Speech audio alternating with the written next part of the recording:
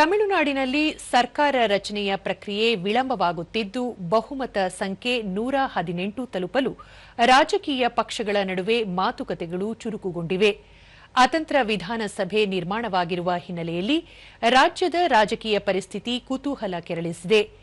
DMK ಮತ್ತು ಎಐಎಡಿಎಂಕೆ ಪಕ್ಷಗಳು ತಮ್ಮ ನೂತನ ಶಾಸಕರ ಸಭೆಯನ್ನು ನಡೆಸಿವೆ. ಎಐಎಡಿಎಂಕೆ ಪ್ರಧಾನ ಕಾರ್ಯದರ್ಶಿ ಎಡಪ್ಪಾಡಿ ಪಳನಿಸ್ವಾಮಿ ಅವರು ಶಾಸಕಾಂಗ ಪಕ್ಷದ ಸಭೆಯಲ್ಲಿ ನಾಯಕರಾಗಿ ಆಯ್ಕೆಯಾಗಿದ್ದಾರೆ. ಅತಿದೊಡ್ಡ ಪಕ್ಷವಾಗಿ ಹೊರಹೊಮ್ಮಿರುವ ಟಿವಿಕೆಗೆ ಬೆಂಬಲ ನೀಡುವ ಕುರಿತು ಚರ್ಚಿಸಲು ವಿಸಿಕೆ, ಸಿಪಿಐ ಮತ್ತು ಸಿಪಿಐಎಂ ಪಕ್ಷಗಳ ಶಾಸಕರು ಇಂದು ಮಹತ್ವದ ಸಭೆ ನಡೆಸಲಿದ್ದಾರೆ. ರಾಜ್ಯಪಾಲರಾದ ವಿಶ್ವನಾಥ್ ಅರ್ಲೇಕರ್ ಅವರು ಬಹುಮತ ಸಾಬೀತುಪಡಿಸುವಂತೆ ಸೂಚಿಸಿರುವ ಹಿನ್ನೆಲೆಯಲ್ಲಿ ರಾಜಕೀಯ ಚಟುವಟಿಕೆಗಳು ವೇಗ ಪಡೆದುಕೊಂಡಿವೆ. ಡಿಎಂಕೆ ವಕ್ತಾರ ಟಿಕೆಎಸ್ ಇಳಂಗೋವನ್ ಅತಿದೊಡ್ಡ ಪಕ್ಷವಾಗಿರುವ ಟಿವಿಕೆ ತನ್ನ ಬಹುಮತವನ್ನು ಸಾಬೀತುಪಡಿಸುವುದು ಅದರ ಕರ್ತವ್ಯ. ನಾವು ಯಾವುದೇ ಸಾಂವಿಧಾನಿಕ ಬಿಕ್ಕಟ್ಟು ಸೃಷ್ಟಿಯಾಗುವುದನ್ನು ಬಯಸುವುದಿಲ್ಲ ಎಂದು ತಿಳಿಸಿದ್ದಾರೆ.